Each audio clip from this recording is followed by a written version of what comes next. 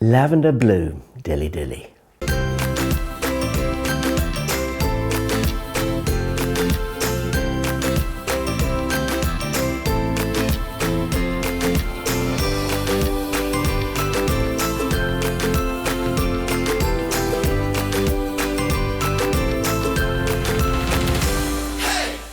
Well, hello, I'm Alan Gray, and today we're going to be doing lavender cuttings because Emma got in touch.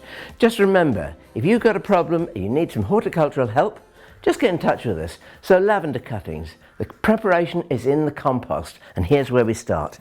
We've got some John Innes number 1, which is a soil-based compost.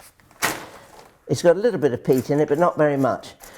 And it's a very good compost for taking cuttings in. It's specially designed for cuttings and seedlings. But because we're doing lavender, which is a Mediterranean plant and likes lots of drainage, I'm going to put some horticultural grit in with that. Just like making sandcastles, actually. Now, with my trusty mixing spade, I'm going to turn that over. It's roughly half and half. But you don't have to be too exact about it.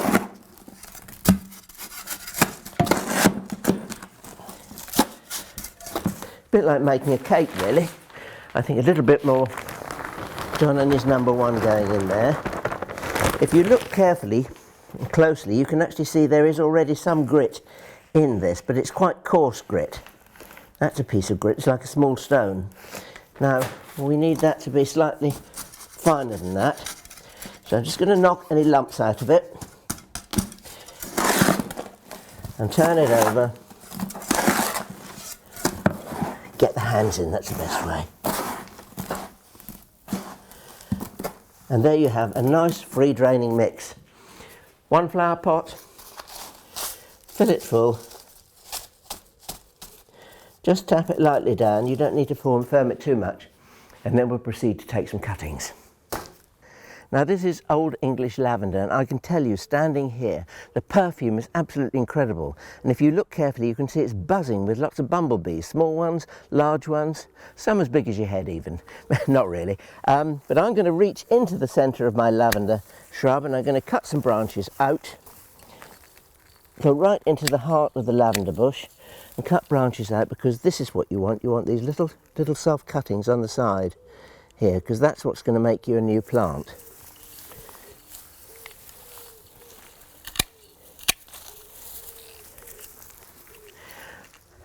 A little tip, if you haven't got lavender at home and you've got a friend who grows it, go and see them and tell them that now is the time to clip lavender back. It's really true, it is the time to give it a shearing, but take a little bit more than you normally would, they'll never notice, and start your own lavender hedge from cuttings. Well, these lavender flowers we've got on our branch of lavender, we don't need, so we'll cut those off. But hey, don't waste them. Tie them up with a piece of string and hang them up somewhere dry and airy and let them dry. Perfume for your knicker drawer. Now the shoots that we're left with, we want to cut them up into manageable lengths, and then we want to take these little side shoots off, just like that, because that is going to make us a new lavender plant. And you can see there's quite a few on this particular plant. So we'll take them off just like that, which is as easy as pie. Now when it comes to the preparation of the lavender cutting, I like to take a sharp knife, and one thing that's very good are these little handicraft knives, because they're exceedingly sharp and they've got a blade that you can take out, so you can replace the blade. You buy them with a set of blades and you can replace the blade as and when it needs it, and then you cut very carefully just below a leaf node. You can see how sharp it is. I'll do it again so you can see how sharp it really is. Just below a pair of leaves, which is the node, cut. When the blade is really sharp, the old piece just pings away. We take the bottom 4 sets of leaves off, and then we take some rooting hormone. I particularly like liquid rooting hormone, and if we look at it, if you see, watch it pour out of the bottle into the cap. I always use the cap as a receptacle for dipping my cuttings in, but if you see it, here it comes, it's very viscose and quite thick. It's almost like the oil that you'd put in the sump of your car in the winter. And we put that in there and we take our flower pot, dip the cutting in the rooting powder, and you can see that the rooting hormone has now coated that end of the cutting. The great thing about using a rooting hormone is the hormones in it stimulate the bottom of the shoot to produce roots. There is also a fungicide in there that helps to prevent rotting, because again we're in that race between rooting and rotting, and we don't want to lose and rot, we want to win and root. And then we put our cutting just around the edge of the pot like that, push your thumb against it gently and just firm down. And you keep going around the edge of your pot until you've got as many cuttings as you need. Always do a few more than you think you're going to need in case they fail. If they don't fail, you've got a bonus and you can give them away to your friends. Now most people have got, if they do 10 cuttings around a pot of that size, that will be enough plants for them. But if you want more, if you're going to be ambitious, growing a lavender hedge for instance, if you're going to plant a lavender hedge, it's quite an expensive exercise. So if you can grow your own, all the better. The trouble with lavender is that sometimes, and a plant like this one, which is Hidcote, probably one of the most famous lavenders of all because it's got that very dark blue flower on it. Hidcote, if it's grown from cuttings, will be the correct strain. If it's a seed-grown clone, it will be slightly different because seed-grown plants are always genetically slightly different from one another. Even if it's almost imperceptible, they are. Doesn't smell as nice as old English lavender, though, I have to say that. A notable thing about lavender and taking cuttings is that cuttings should come from a fairly young plant.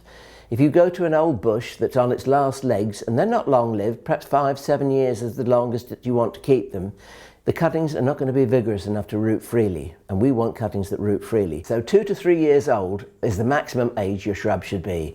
Now if you want more lavender, we'll do them in a box.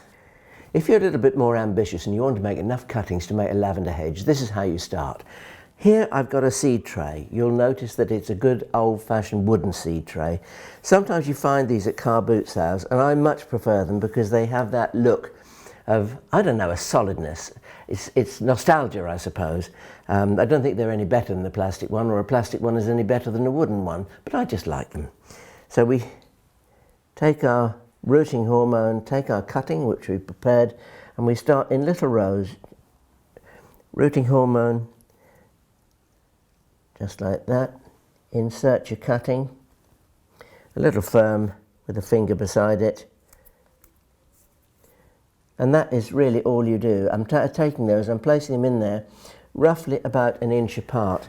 Now they will take about 3 weeks, 4 weeks to root, and then once they've rooted, you carefully take them out of this box.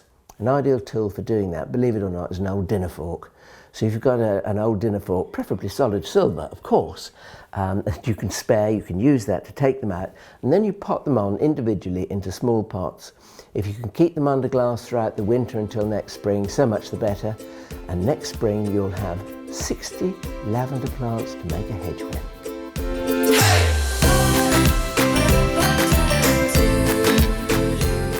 Yeah, I'm still going.